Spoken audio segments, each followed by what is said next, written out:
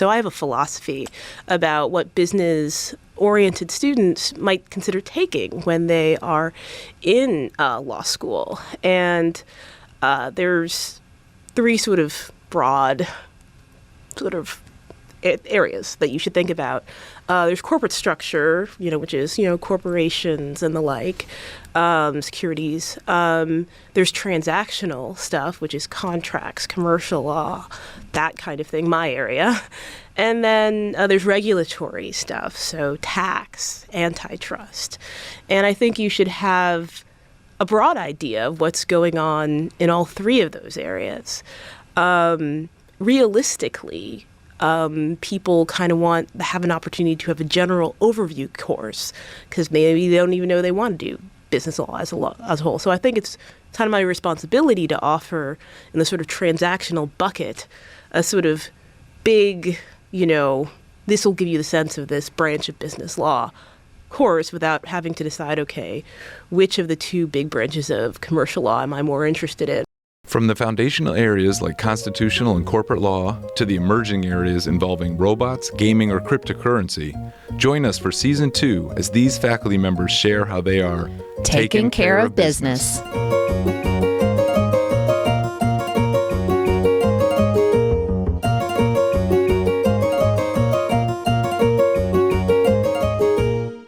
Today's guest is Professor Lauren Scholz here at the FSU College of Law. She has an amazing background, comes from undergrad at Yale University, and has her JD from Harvard Law School. We welcome to the show, Lauren. Great to be here. We're so glad to have you. We were all just talking about summer and people have schedules all over the place, so I'm really grateful when you guys come in to share a little bit of your expertise and your information about what you teach and how you got here to the College of Law during the summer. So I appreciate your time today. So let's jump right in. You have your resume is just Harvard and Yale all over the place. It's very impressive. How did you get to FSU? Oh, man. I was so excited to come to FSU because my family actually originally comes from the Caribbean. So I was so pumped to begin my teaching career in a climate where it's warm and humid. Wonderful, wonderful institution here as well. I've been so impressed by my colleagues and my students here since coming to FSU. So I'm definitely happy I made the choice to come here every day. Oh, it's definitely warm and humid, that's for sure. Mm-hmm. It is a July as we speak, and air conditioning is a must. So let's talk about your decision to go to law school. Was that something you always knew you wanted to do, or did that kind of grow on you during your undergrad years? It definitely grew on me during my college years. Okay. I was not certain that I wanted to be a lawyer. I actually got interested in law because I took a class on con law my junior year of college, and I thought it was really interesting, which is really funny because I think con law is really uninteresting now. Really? And for those who don't know what con law is, can you... Well, I'll give a nice answer. What does con mean? Constitutional law. Constitutional law, thank you. The study of the interpretation of the Constitution. I work also starting that year. I was working for a visiting law professor at junior person, Leah Bishop. She teaches at Indiana now. She was an intellectual property lawyer, and I was her research assistant. And I was like, hey, wow. What she does is really cool. I want to do what she does. So I actually got to the conclusion that I wanted to go to law school because I liked Leah Bishop's job. Nice. I wanted to be a law professor.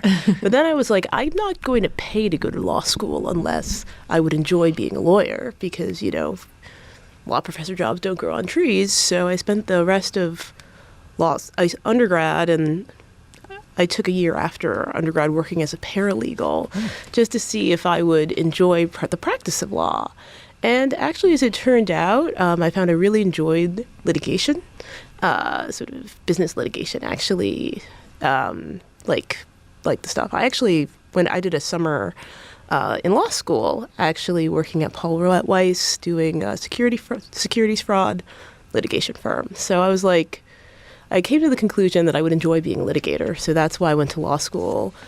I ultimately went to law school. I wanted to be a law professor, but then I was like, I need to have another path that I would enjoy if I'm going to drop $200,000. So in an alternate universe, I think I would be very happy working at a law firm doing securities litigation or something like that. But it sounds like some kind of career involving law was in your head for a long time. What was your undergraduate degree in? It was in ethics, politics, and economics, which was, for me, a combination of the first and the last thing, mostly. Less interested in the political, more interested in philosophy and economics. So I took basically the whole econ core plus a whole bunch of political philosophy courses.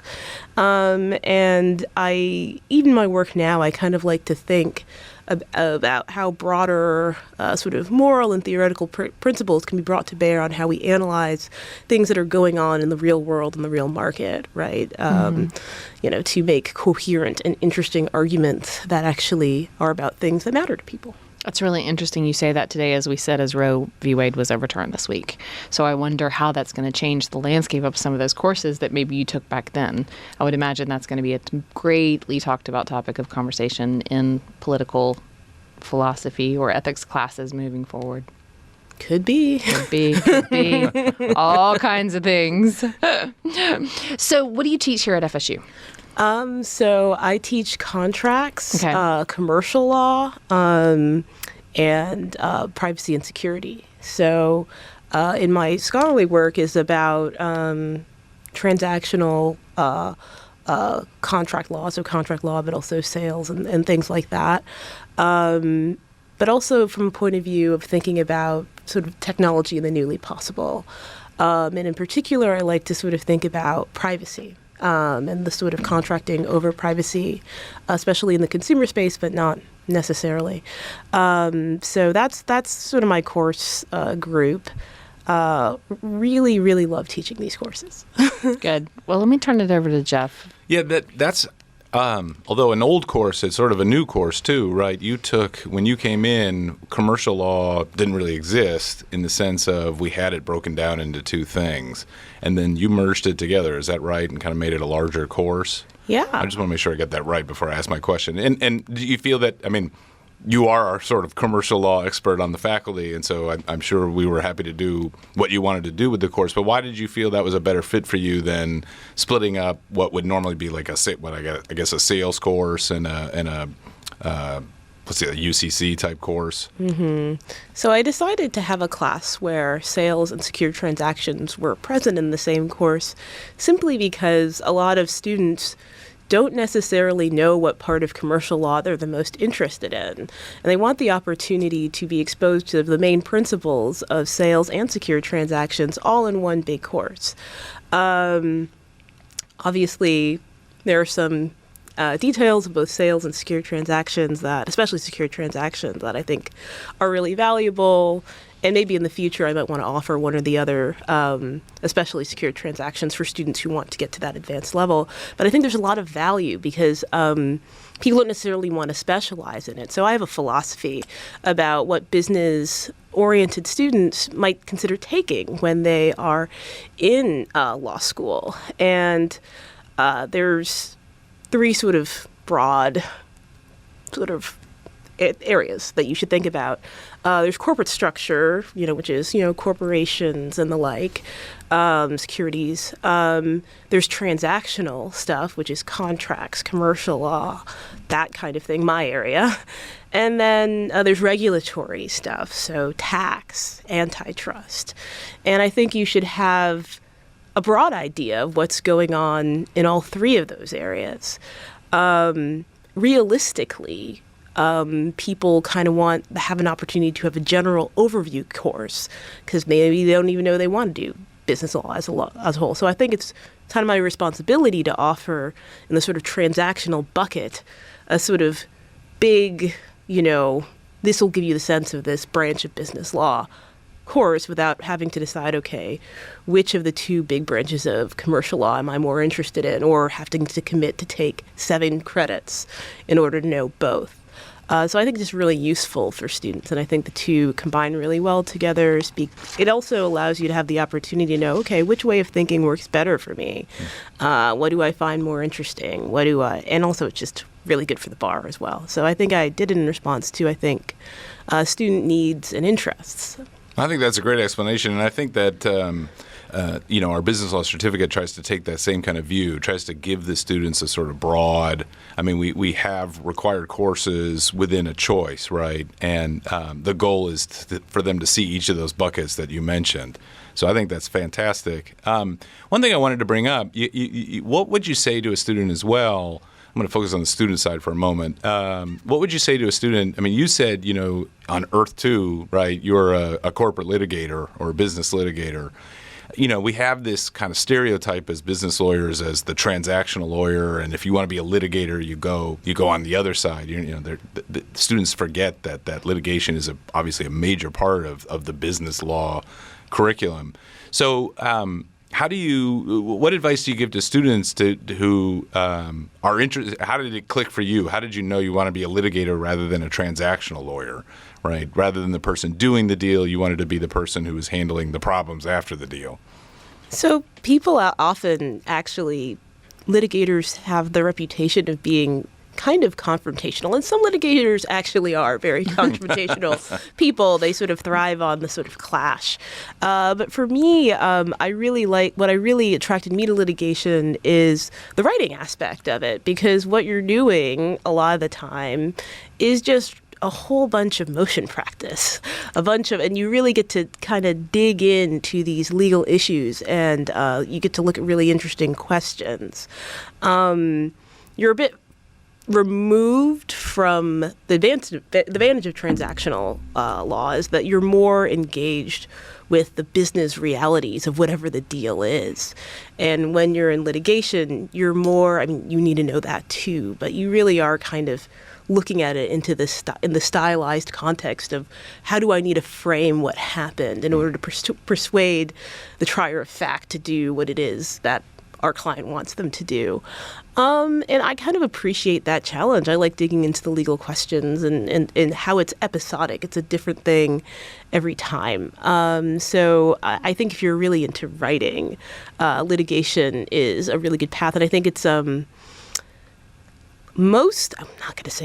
lot of litigation is business oriented, right? So I sort of came from it. I didn't necessarily know from the beginning that I was interested in business, but I knew I was interested in writing. So that's how I came to litigation.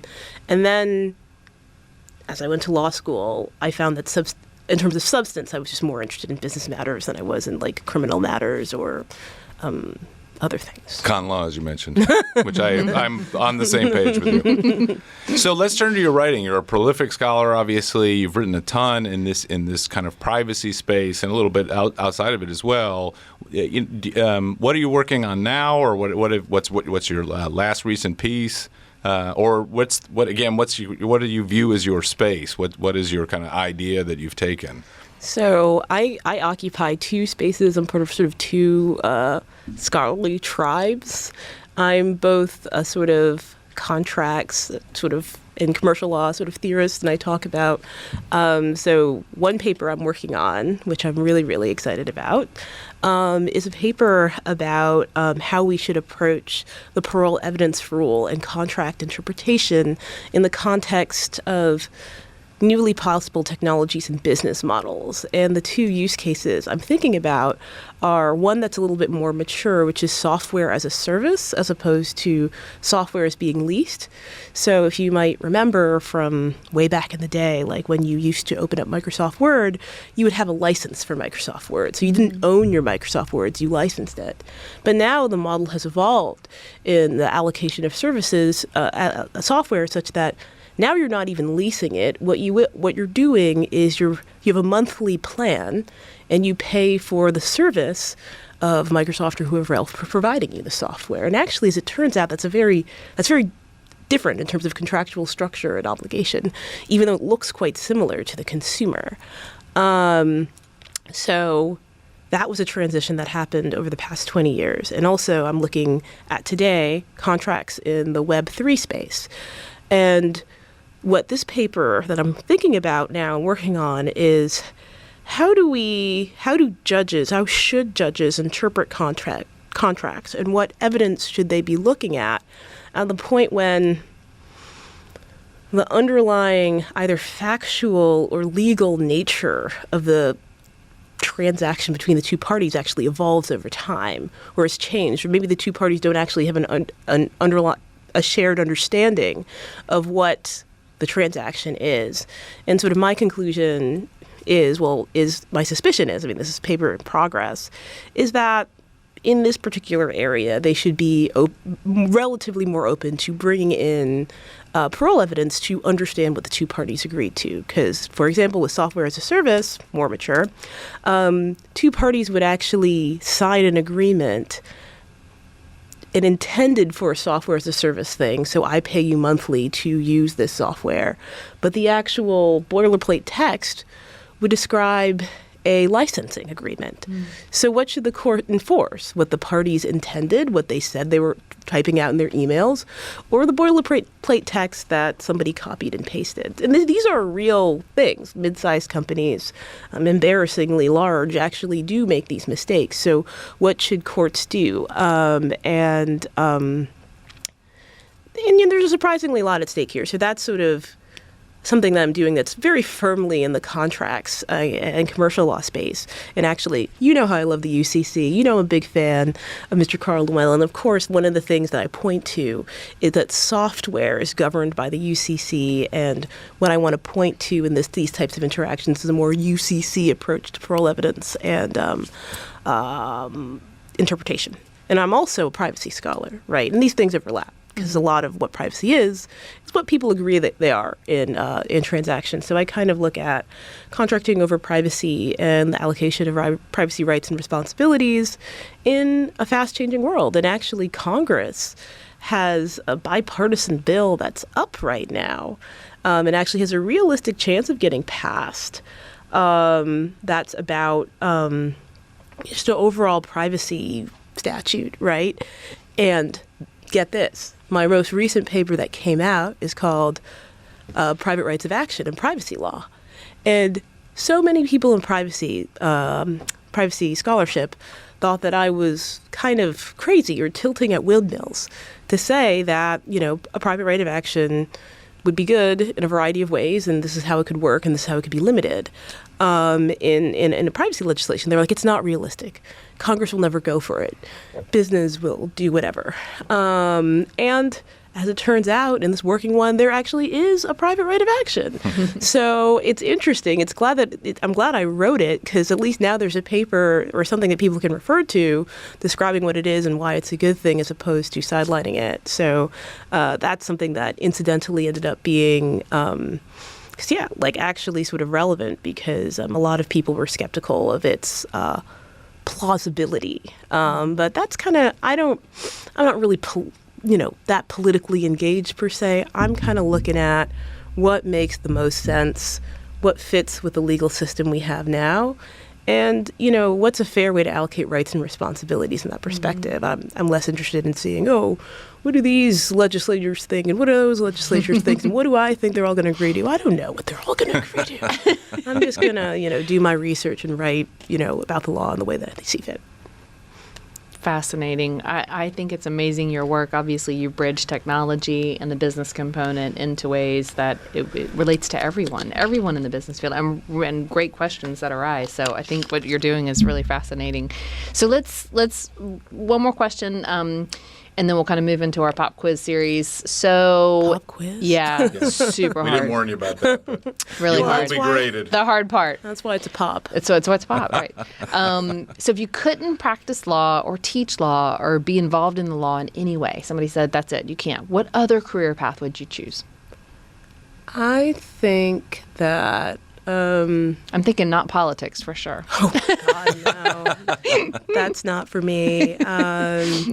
I think that I could see myself making documentaries or being a screenwriter. Oh, interesting. Yeah. Very fascinating, which, by the way, we watched Ben Crump's Civil the other night. I'm not sure if y'all have seen that. They showed it at SUG last week to the students, and he was here and actually got to answer questions.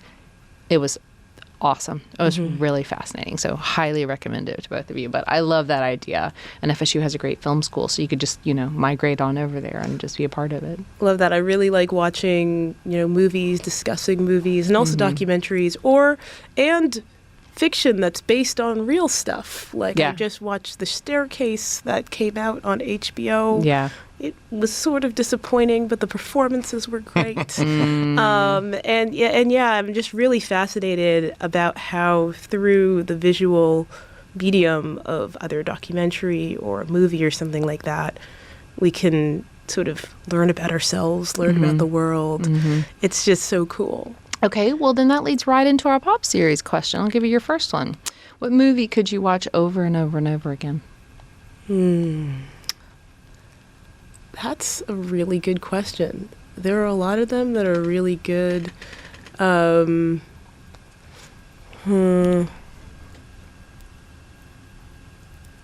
trying to choose one of the many? Basically, it's not a matter of there are a couple movies I know. You can go with your favorite if you want.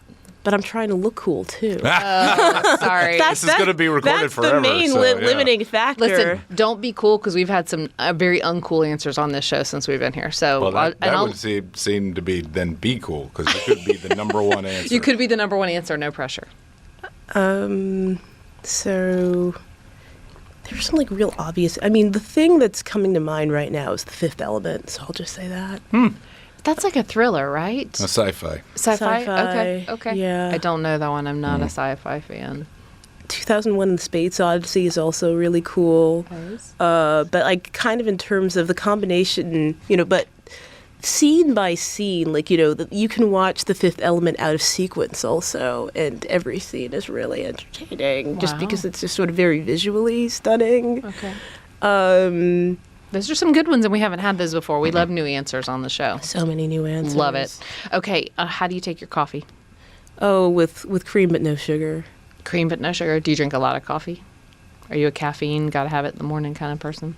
I just don't think people drink more coffee than I do, but people drink less coffee than I do. I just don't think I drink an interesting amount of coffee. It's